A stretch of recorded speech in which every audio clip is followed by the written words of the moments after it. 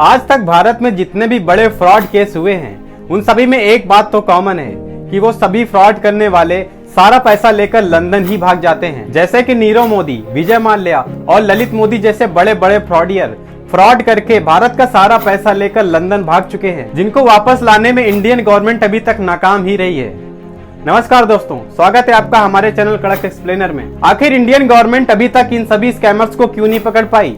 क्या Indian government के पास ऐसे राइट्स नहीं है कि वो लंदन जाकर इन सभी स्कैमर्स को अरेस्ट करके इंडिया वापस ला सके? और आखिर क्यों लोग फ्रॉड करने के बाद सारा पैसा लेकर लंदन ही भाग जाते हैं? जानते हैं आज की हमारी इस वीडियो में। सिर्फ भारत ही नहीं बल्कि पूरे दुनिया के सारे स्कैमर्स स्कैम करने के बाद लंदन में ही पनाह लेते हैं।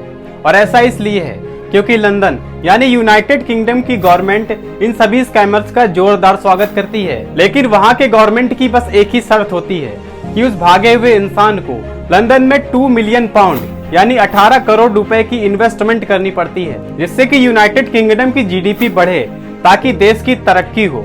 या फिर उन स्कैमर्स को 2 मिलियन पाउंड की चैरिटी यूनाइटेड किंगडम की गवर्नमेंट को देनी होती है, जिसके बदले में यूनाइटेड किंगडम की गवर्नमेंट उन सभी स्कैमर्स को गोल्डन वीजा की फैसिलिटी देती है। इसके बाद उन सभी स्कैमर्स पर उस देश के सख्त कानून भी लागू नहीं होते ताकि वे सभी लोग वहां रहकर अपनी ऐशो आराम की जिंदगी जी सके। अब सवाल ये उठता है कि आखिर इंडियन गवर्नमेंट इन सभी स्कैमर्स और फ्रॉडियर्स को अभी तक अरेस्ट करने में नाकाम क्यों है? दरअसल इंडियन गवर्नमेंट्स ने भारत से भागे हुए 131 क्रिमिनल और स्कैमर्स को यूनाइटेड किंगडम की गवर्नमेंट से मांगा था, जिसके बाद से वहां की सरकार ने अब तक सिर्फ 1% लोगों को ही भारत सरकार के हवाले किया है और बाकी लोगों को यूके की सरकार ने ह्यूमन राइट्स का हवाला देते हुए बात को टाल दिया। दरअसल यूके में ह्यूमन राइट बहुत ही ज्यादा सख्त है, जिसके चलते यूके की अदालतों को लगता है कि अगर यूके में आए लोग फ्रॉस्टर हो या क्रिमिनल अगर उनकी सरकार को सौंप दिया जाता है तो वे इनके खिलाफ कड़ी से कड़ी सजा देंगे या फिर फांसी की सजा भी दे सकते हैं। और यह यूके के ह्यूमन राइट्स के खिलाफ है।